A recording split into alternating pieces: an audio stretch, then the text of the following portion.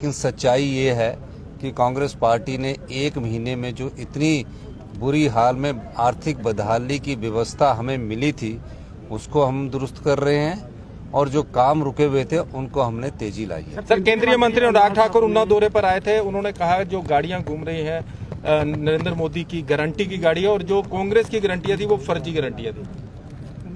अब उनकी कौन सी गारंटियां हैं? 15 लाख रुपया सबके खाते में आ चुका है। अनुराग ठाकुर जी इसका जवाब दे। 15 लाख हर साल 1 करोड़ लोगों को रोजगार देने की बात की गई थी। अनुराग ठाकुर जी उसका बात दे। और 2 करोड़ लोगों को रोजगार हर साल देने की बात की गई थी, उनका भी जवाब उनको देना चाहिए। और हमारी ऊना से हमीरपुर की रेलवे लाइन पिछले चुनावों से चली थी, उसका जवाब दे। देश के प्रधानमंत्री मोदी जी जब आए थे उन्होंने बोला था 50 साल से एक लाइन ऊना तलवाड़ा बन रही है, मैं आने वाले 2 सालों में उनको पूर्ण कर दूंगा। आज तक वो पूर्ण नहीं, उनका जवाब दे। और जो हमारा जवाब है, हिमाचल प्रदेश के सरकारी कर्मचारी अधिकारी जिन्होंने ओल्ड पेंशन की लड़ाई लड़ी थी और हमारी सरकार ने पहला वादा किया था और हम उस वादे में आज 1,36,000 कर्मचारियों को पहली गारंटी उसकी पूरी कर दी। दूसरी गारंटी, हमारा गारंटी पत्र 4 हमने बोला था प्रत्येक विधानसभा क्षेत्र में इंग्लिश मीडियम स्कूल होंगे। हमने बोला कि अगले साल से इंग्लिश सभी स्कूलों में शुरू कर दी जाएगी। तीसरी गारंटी, जो 680 करोड़ रुपए की स्टार्टअप योजना है जो युवाओं के लिए हम लेकर आए हैं, यानी कि कोई व्यक्ति अगर प्रथम चरण है उसका, अभी 2 चरण और आने हैं 680 करोड़ के, इसी साल के भीतर आएंगे। उसमें प्रथम चरण में कोई ई टैक्सी लेता है, अगर 20 लाख की ई टैक्सी है तो उसको 10 लाख रुपया सब्सिडी दी जाएगी। और उसकी टैक्सी जो है, उसकी जो टैक्सी है उस टैक्सी को हम सरकार के ऑफिसों में भी लगाएंगे और 40 से 50 रुपए की अश्योर्ड इनकम का हमने वादा किया है। तो 4 इयर्स तक तो ये सब योजनाएं हम लेकर आ रहे हैं। अब समस्या ये है, उनको तकलीफ ये है कि हमारे फाइनेंस में उन्होंने कट लगा दिया, फिर भी योजनाएं आ रही है। हमारी जो हमने ओपीएस दिया सरकारी कर्मचारी अधिकारियों को, उसका जो लोन की लिमिट 1780 करोड़ रुपए हमें मिलती थी वो भी उन्होंने बंद कर दी। हमारी लोन की लिमिट को भी उन्होंने कम कर दिया। फिर भी हम राजस्व का उगाह कर रहे हैं, पर आम जनता पर कोई बोझ नहीं आने दे रहे हैं। और हम हिमाचल प्रदेश के आम नागरिक के लिए है, उनकी तरह सिर्फ विरोध करने के लिए नहीं है। केंद्रीय मंत्री है तो कहाँ कौन सा स्पोर्ट्स बनाया, उन्होंने कौन सी ऐसी योजना लाई तो बताना चाहिए उन्हें। सर, जो चुनाव नतीजे आएंगे कल, क्या मानते हैं कि 5 राज्यों में किस प्रकार के रिजल्ट आप उम्मीद कर रहे हैं? एग्जिट पोल तो कांग्रेस की सरकार बनाते नजर आ रहे हैं और हमें यही आशा है कि यही नतीजे आएंगे। और निश्चित तौर पर जब युवाओं को रोजगार नहीं मिलता, बेरोजगारी बढ़ती है, तो युवा जो है वो बदलाव लाता है। हमने अभी इसी साल 15,000 लोगों को रोजगार सरकारी क्षेत्र देने में की बात की है। और जो लोग ये बोलते हैं कि 1 लाख रोजगार के अवसर पैदा करेंगे, 1 लाख लोगों के रोजगार के अवसर हर क्षेत्र में पैदा होंगे और सरकार में नहीं है, निजी क्षेत्र में भी होंगे। सभी सम्मानित युवा साथियों, बुजुर्गों, माताएं, बहनें, प्यारे बच्चों, एक साल पहले आप लोगों ने एक इतिहास बनाया और इतिहास हमीरपुर संसदीय क्षेत्र से बना, जब एक ही संसदीय क्षेत्र से पहली बार आजादी के बाद मुख्यमंत्री बने और ऊना विधानसभा क्षेत्र से उप मुख्यमंत्री बने।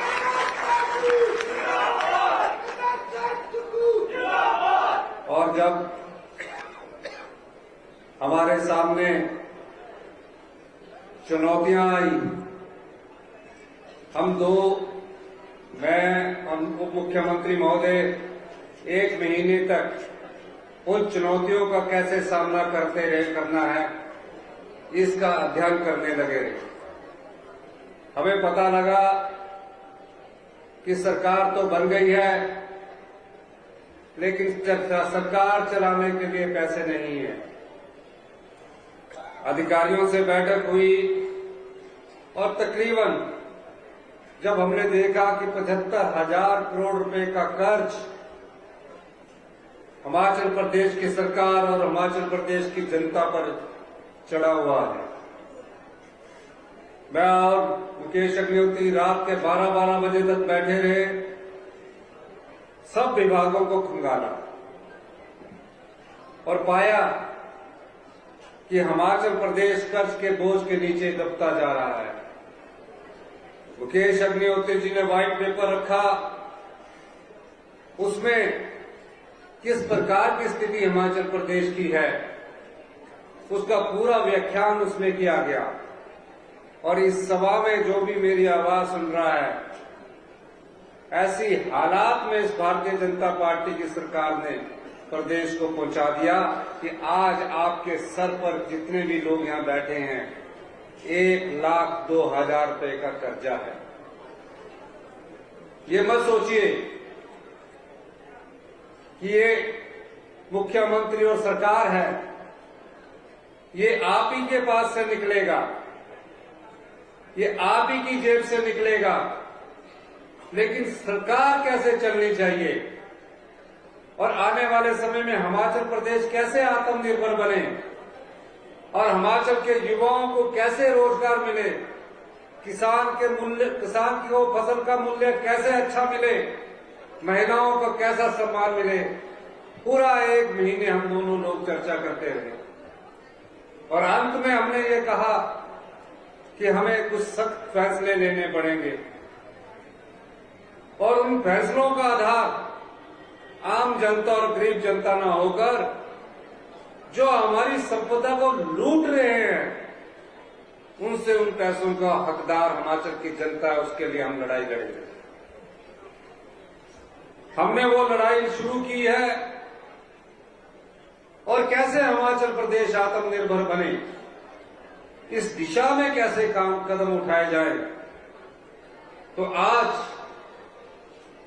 ऊना जिला से हिमाचल प्रदेश आत्मनिर्भर बनने का जो हमारा रास्ता है वो तय किया जा रहा है।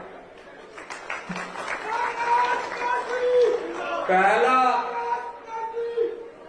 आजादी के बाद का सबसे बड़ा सोलर पावर प्रोजेक्ट ऊना में स्थापित किया जा रहा है, जिसकी नींव मैं आज रखने जा रहा हूं।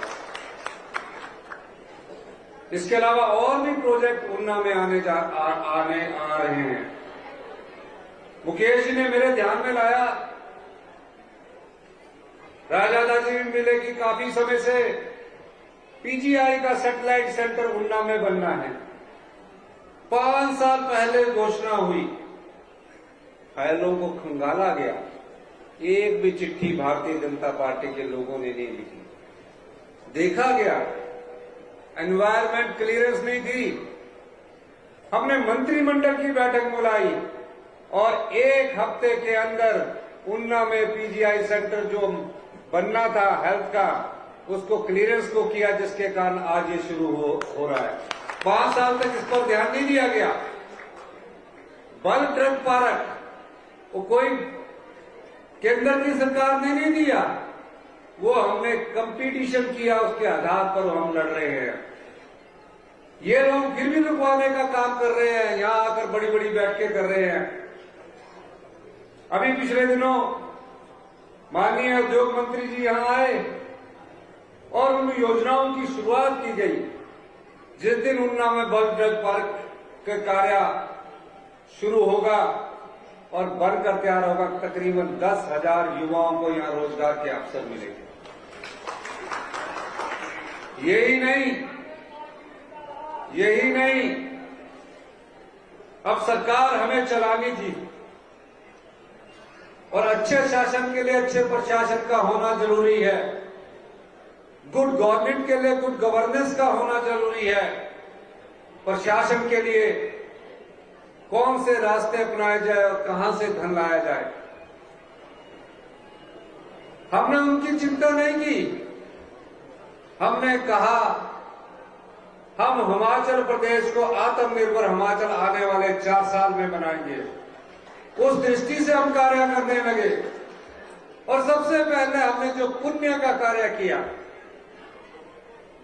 क्योंकि कोई भी सरकार बनने के बाद एक रिवाज है सचिवालय में अधिकारी कर्मचारी होते हैं, उन अधिकारी और कर्मचारियों की हमारी प्रेजेंटेशन होती है।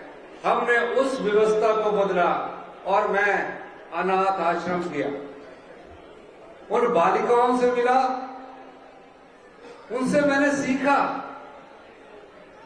और हिंदुस्तान का पहला ऐसा कानून जो भी अपनी माता को खो चुका बच्चा है, जो अपने पिता को खो चुका बच्चा है, जिसके माता पिता उसकी जिंदगी से चले गए, उनकी सबसे पहली योजना मुख्यमंत्री सुख आश्रय कोष के तहत उन्हें चिल्ड्रन ऑफ द स्टेट का दर्जा दिया गया। जब मैं प्यारी बेटियों को ये बांट रहा था तो मैंने उन बेटी से पूछा कि क्या आपको पता है क्या सुविधा मिलेगी, क्योंकि जो अनाउंस करने वाले थे वो नाम पुकार रहे थे। मैं बताता हूं उन बच्चों को क्या सुविधा मिलेगी। जो भी बच्चा पैदा होगा, मैं हर जगह बताता हूं, पैदा होने के बाद अगर उसके माँ बाप इस दुनिया से चले जाते हैं, उसको छोड़कर चले जाते हैं, उसकी सारी देखभाल हिमाचल प्रदेश की सरकार करेगी।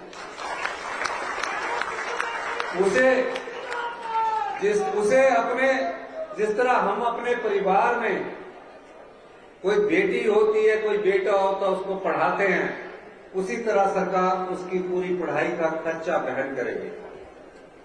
18 साल से नीचे वाली बेटी बेटा 2,500 रुपया सरकार की तरफ से मिलेगा प्रत्येक माह। उसके बाद 18 साल के बाद क्या करें?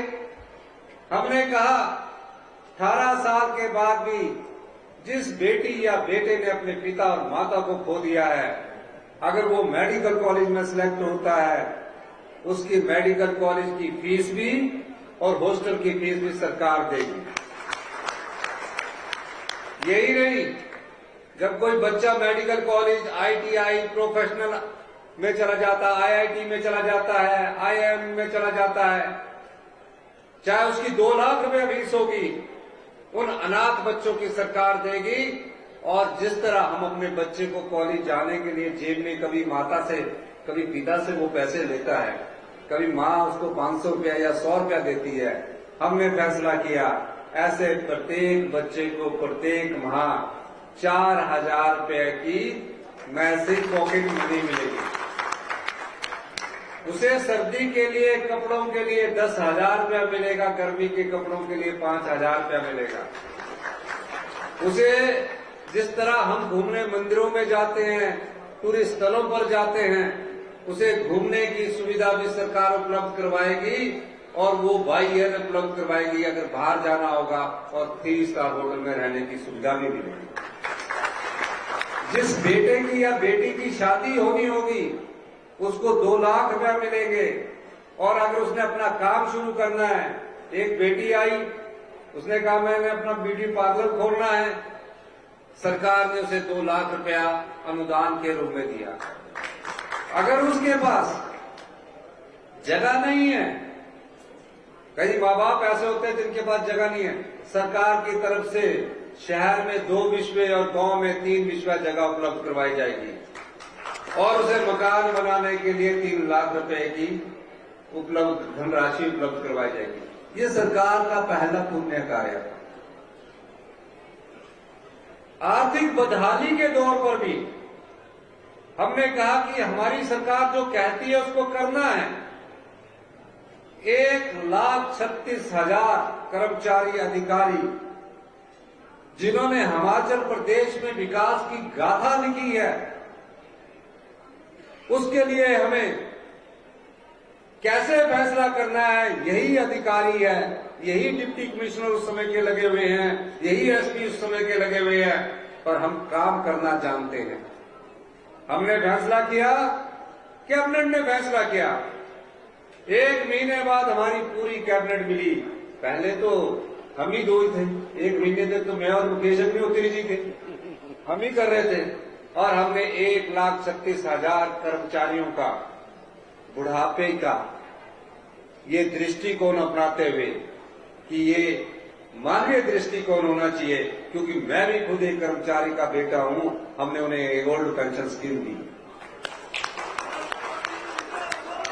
अभी 11 महीने हुए हैं और मैं ये कहना चाहता हूं, मैं दावे के साथ कह सकता हूं कि जो पिछली 5 साल सरकार थी उसने जनता को ठगा है। अब इनके जो सांसद भी आ रहे हैं वो भी जनता को ठग रहे हैं। हमने तो कर दिया, हमारी दूसरी गारंटी दी, प्रत्येक विधानसभा में 4 स्कूल हम इंग्लिश मीडियम के बनाएंगे। मैंने फैसला किया और इस सरकार जो पिछली 5 साल थी, किस जगह पर हम शिक्षा के स्तर को ले गए। 5वीं का बच्चा दूसरी कक्षा की पाठ्यक्रम को नहीं पढ़ सकता। ये गवर्नमेंट स्कूलों का हाल कर दिया पिछली सरकार ने। हमने फैसला किया कि शिक्षा में व्यापक स्तर पर व्यवस्था परिवर्तन होना चाहिए और हमने कहा प्रत्येक स्कूल में जो अगला एकेडमिक सेशन होगा उसमें सभी स्कूलों में इंग्लिश को अनिवार्य कर दिया जाएगा, इंग्लिश पढ़ाने को अनिवार्य कर दिया जाएगा। एक ही स्कूल का कैंपस है, प्राइमरी एजुकेशन का कैंपस एक ही कैंपस में है। एक अलग खिचड़ी बना रहा है और सीनियर सेकेंडरी का अलग खिचड़ी बना रहा है। हमने इन नियमों में भी परिवर्तन कर दिया और आप देखेंगे कि आने वाले स्कूलों में, आने वाले समय में हमने एक क्लस्टर स्कूल की योजना बनाई है। एक ऐसा स्कूल आपके 300 मीटर के दायरे में होगा जहां सभी टीचर उपलब्ध होंगे, कोई भी टीचर वहां से एब्सेंट नहीं होगा। इस दृष्टि से भी हमारी सरकार कार्य कर रही है। हेल्थ सेक्टर में आज हम निचले स्तर पर पहुंच चुके हैं। कोई ज्यादा उसमें सुधार इन सरकार ने नहीं किया। हमारी सरकार ने इन 11 महीनों में यह फैसला किया गया, सीटी स्कैन, एमआरआई 20-20 साल हो गए खराब पड़ी हुई है, पेट स्कैन नहीं है। और आपको एक और मैं बात बता देना चाहता हूं, जब रायजादा जी कह रहे थे कि 5 गांव में कैंसर के केस बढ़ रहे हैं, हिमाचल प्रदेश हिंदुस्तान का दूसरा ऐसा प्रदेश बनता जा रहा है जहां कैंसर के सबसे अधिक पेशेंट होते जा रहे हैं। इस दृष्टि से हमने स्टडी किया और जो पानी की योजनाएं हैं उसमें हम हाई एंड टेक्नोलॉजी माननीय उप मुख्यमंत्री जी के माध्यम से हम उसमें लाने जा रहे हैं। इन्होंने उसको भी, उस सेक्टर का भी सत्यानाश कर दिया और अब जनता को ठगने लगे हुए हैं। 2020 में हजारों युवाओं ने, 2,29,000 युवाओं ने अपना JOIT का टेस्ट दिया। 2 लाख से अधिक युवा साथी उसमें बैठे और 2020 से हमारी सरकार ने थी, इनकी सरकार थी, वो न्यायालय में घूमते रहे। हमारी सरकार ने अच्छे वकील करने के बाद खुद मैंने व्यक्तिगत रुचि लेकर उस 817 पोस्ट कार्ड का रिजल्ट 4 साल बाद सुप्रीम कोर्ट से उन युवाओं के हक में करवाया जो पिछले 4 साल से न्याय की लड़ाई लड़ रहे हैं। यही नहीं, एक और रिजल्ट 939 पोस्ट कार्ड नंबर 295 उसमें हमने JOIT भरने थे। पहले बारे में हमने 1867 भरने थे, वो भी 4 साल से लटकाया। हमने सुप्रीम कोर्ट से वो लड़ाई भी जीती, अब उनको जल्दी ही रोजगार मिलने वाला है। 5 साल में ये सरकार, पिछली जो भारतीय जनता पार्टी की जयराम सरकार थी, आंखें बंद करके रही। 100 करोड़ का माइनिंग घोटाला हो गया। सबॉर्डिनेट सिलेक्शन बोर्ड से पेपर लीक होते रहे। पुलिस की भर्ती में पेपर लीक हुआ। क्रिप्टो करेंसी घोटाला हो गया। लेकिन इस सरकार के काम में जूं तक नहीं रहेंगी। और आज इन सब चीजों के बाद भी जनता को ठग रहे हैं। हमने इन सब चीजों से लड़ने का निर्णय किया है। हम जानते हैं कि गांव के आदमी को किस चीज की जरूरत है। आप थोड़ा इंतजार कीजिए।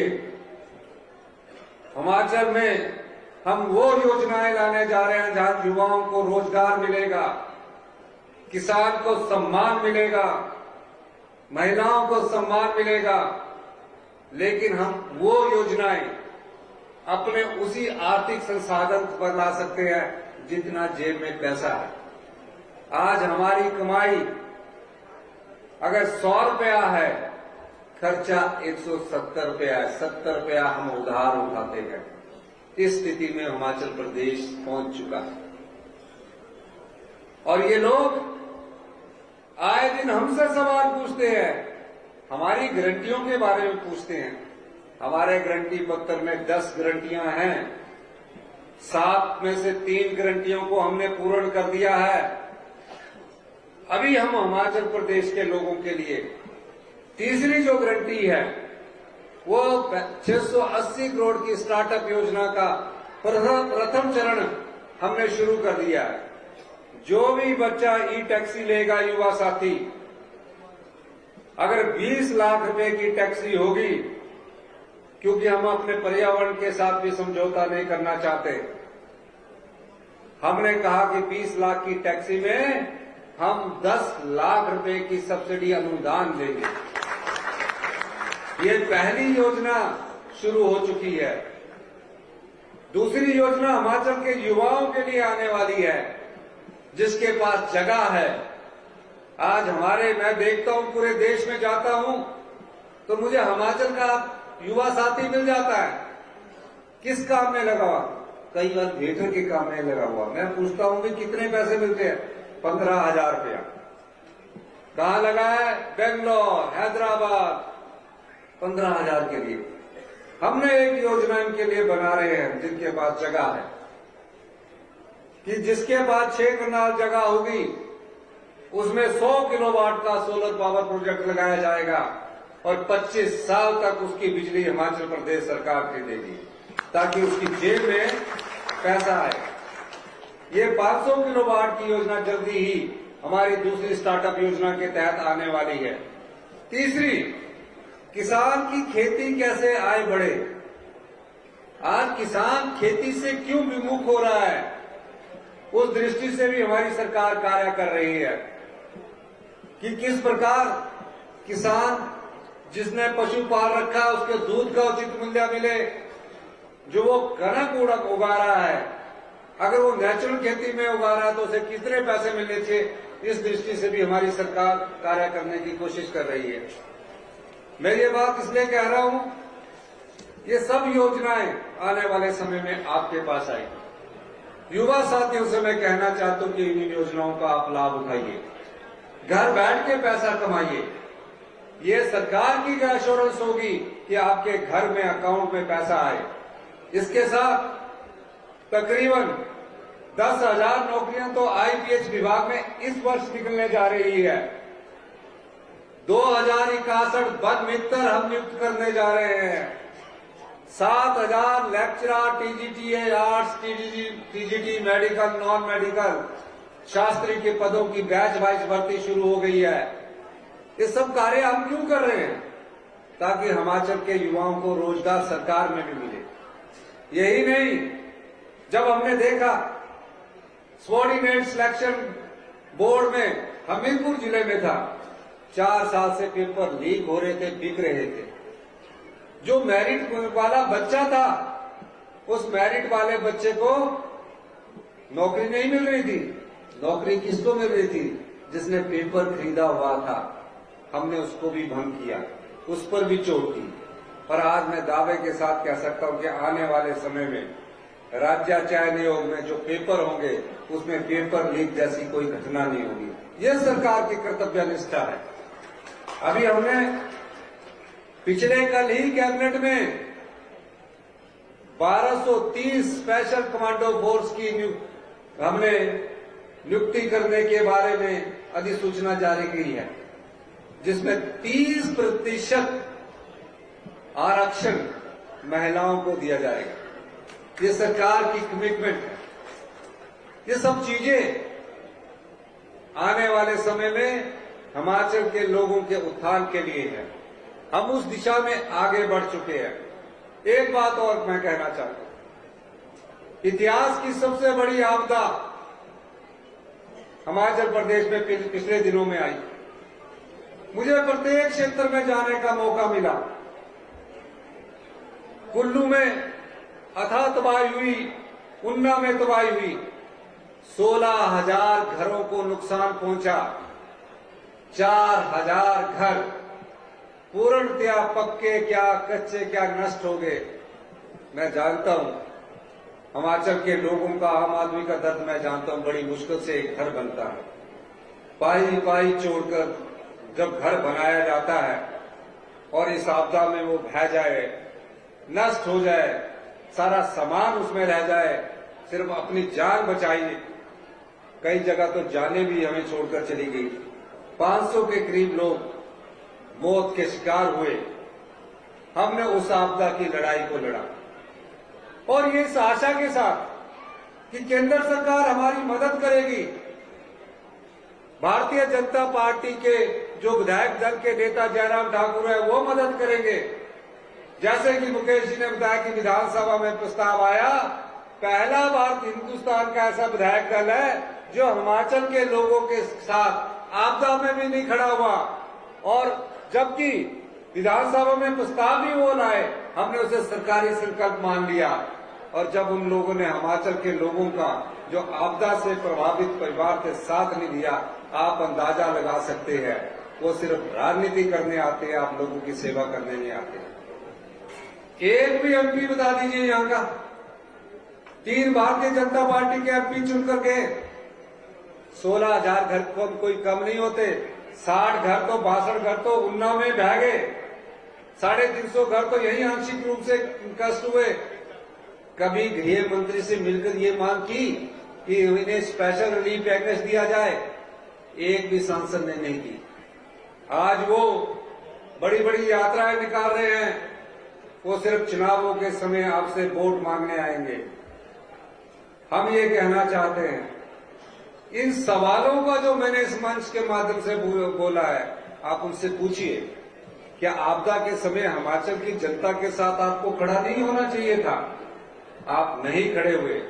और आज आर्थिक बदहाली, आर्थिक तंगी के दौर से गुजरने के बाद भी हमने 4500 करोड़ रुपए का स्पेशल पैकेज इन आपदा प्रभावित परिवारों के लिए दिया। आज जितनी आईपीएच की स्कीमें हैं, जितनी सड़कें हैं, हमने उनको बहाल किया। और केंद्र सरकार और राज्य सरकार के जो नियम थे इन आपदा प्रभावित परिवारों के लिए, हमने उनको भी तोड़ दिया। क्या नियम थे? पूरी तरह घर जो नष्ट हो जाएगा उसको 1.5 लाख रुपया मिलेगा। आंशिक रूप से जो घर नष्ट हो जाएगा उसे सिर्फ 5,000 रुपया मिलेंगे।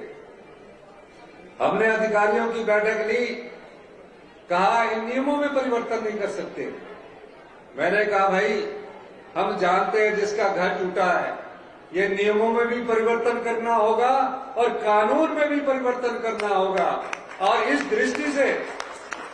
दृष्टि से आज जो आपदा प्रभावित परिवार यहाँ आए हैं, उन्ना में कम नुकसान हुआ होगा, उनको हम 7 लाख रुपए की पहली किस्त देने जा रहे हैं, 3 लाख रुपए की पहली किस्त देने जा रहे हैं। और उसके घर के लिए अगर किसी का कच्चा मकान भी बह गया है तो मैंने ये निर्णय लिया, उस कच्चे मकान चाहे वो 2 लाख में बना है, उस कच्चे मकान वाले को भी हम 7 लाख रुपया देंगे। मुफ्त पानी का कनेक्शन देंगे, मुफ्त बिजली का कनेक्शन देंगे और 280 रुपए के हिसाब से प्रति सीमेंट की बोरी देंगे। ये हमारी कमिटमेंट है जिसके घर बह गए। अभी एक और योजना हम लेकर आ रहे हैं, क्योंकि अभी व्यवस्था को थोड़ा सुचारू किया है। मैं ये कहना चाहता हूं, उन्ना हमारा घर है और हम अपने घर में अपने लोगों से एक ही आशा रखते हैं, आपका विश्वास, आपकी ताकत जब तक हमारे साथ बनी रहती है, हम फैसले लेने में सक्षम होते हैं। हम दिशा तय करने के लिए सक्षम होते हैं। मैं हमेशा कहता हूं, हम सत्ता में सत्ता सुख के लिए नहीं आए हैं कि हमें सुख मिलना चाहिए, 5 साल के लिए सत्ता मिल गई, हमें तो अब अपना देखना है, अपने परिवार का देखना है, अपना देखना है। नहीं, हम इसके लिए नहीं आए हैं। इसीलिए मैंने बार बार कहा है कि हम सत्ता में सत्ता सुख के लिए नहीं आए हैं, हम व्यवस्था परिवर्तन करने के लिए आए हैं। उस दिशा में हम आगे बढ़ रहे हैं, उस दिशा में हम आगे बढ़ रहे हैं। और जब मैं ये कहता हूं तो मेरे मन में एक कमिटमेंट होती है कि आने वाले 4 सालों में 2027 तक, हमेशा हर बैठक में कहता हूं, हर मीटिंग में कहता हूं, हम हिमाचल प्रदेश को आत्मनिर्भर बनाएंगे और आने वाले 10 साल में हिमाचल प्रदेश की जो युवा पीढ़ी खड़ी है, इनका भविष्य कैसे सुनहरा हो। 10 साल में हिमाचल प्रदेश हिंदुस्तान का, 10 साल में हिमाचल प्रदेश 2032 तक हिंदुस्तान का सबसे समृद्धशाली और अमीर राज्य होगा। इस दिशा में सरकार ने कार्य करना शुरू कर दिया। ये हम भाषण से नहीं कह रहे, ये वास्तविकता है, ये सच्चाई है। और इस दिशा में हमारे उप मुख्यमंत्री महोदय हैं, मंत्रीगण के अन्य सदस्य हैं, रोज हमारी चर्चा होती रहती है। हमारे जो मुख्यमंत्री मुकेश जी है, ये जो भी दिशा निर्देश देते हैं, ये कई बार दिशा निर्देश हमें देते हैं कि हम सब लोग मंत्रिमंडल की बैठक में बैठते हैं, हम सब लोग सोच विचार करके उस पर अमल करते हैं, क्योंकि हम लोग जानते हैं कि जनता की पीड़ा क्या है। मैं जानता हूं, क्योंकि मैं आम परिवार से निकल कर आया हूं, आपके दर्द को भी जानता हूं, आपकी पीड़ा को भी जानता हूं, और उसको दूर करने की क्षमता भी हमारी सरकार रखती है। मुकेश जी को कांग्रेस पार्टी ने बहुत बड़ा सम्मान दिया है। सभी विधायक ऊना के आप जीत कर आए हैं। सतपाल रायदा जी, दुर्भाग्यवंश जी नहीं जीत पाए। कई बार हार होती है, कई बार जीत होती है, लेकिन हमारे लिए तो ऊना विधानसभा क्षेत्र के यही विधायक है।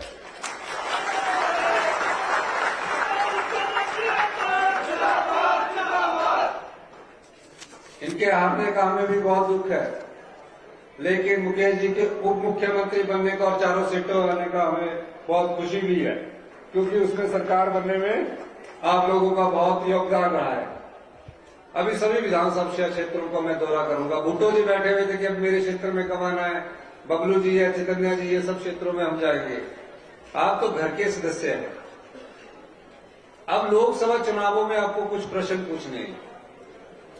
5 सालों में इनसे पूछिए कि सबॉर्डिनेट सिलेक्शन घोटाला किसके समय हुआ, आपने क्यों नहीं एक्शन लिया। पुलिस पेपर लीक घोटाला किसके समय हुआ, आपने क्यों नहीं एक्शन लिया।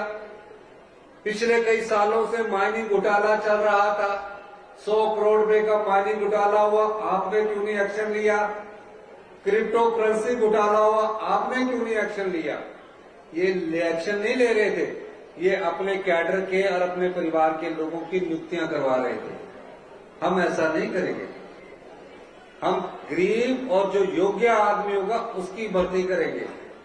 और अनुराग ठाकुर जी से भी पूछिए कि ऊना से हमीरपुर के लिए ट्रेन कब चलेगी, कब वो छुप छुप करके हमीरपुर पहुंचेंगे और आप बैठकर हमसे मिलने वहां भी आएंगे। ये सब चुनावों के वक्त बड़ी बड़ी बातें करते हैं। हम चुनाव की दृष्टि से राजनीति नहीं करते और ना सेवा करते हैं। हम राजनीति में सेवा भाव से आए हैं। 2-3 साल में आप लोगों की तकदीर बदलेगी, ये निश्चित है। और जो गारंटियां हमारी महिलाएं बैठी है, सबसे पहले उन महिलाओं को हम देना चाहते हैं जो विधवाएं हो चुकी है। और सब जिलाओं में हमने एक गारंटी का, जैसे कि मुकेश ने कहा है, हम रात दिन निभाना चाहते हैं। हम जानते हैं हम उसको निभाएंगे। आप निश्चिंत रहिए। आप तो 5 साल कुंभकर्ण की नींद सोए रहे और ऐसी प्रजा मिली कि लूट होती रही और आप आंखें बंद करके सोते रहे। हम ना तो प्रदेश की संपदा को लूटने देंगे और ना ही लुटाने देंगे। निश्चित तौर पर मैं कह सकता हूं कि हमारी जो संपदा है उससे हम आय अर्जित करेंगे और आम आदमी के बीच में, आम परिवार के बीच में, गरीब किसानों के बीच में हम उस संपदा को बांटेंगे।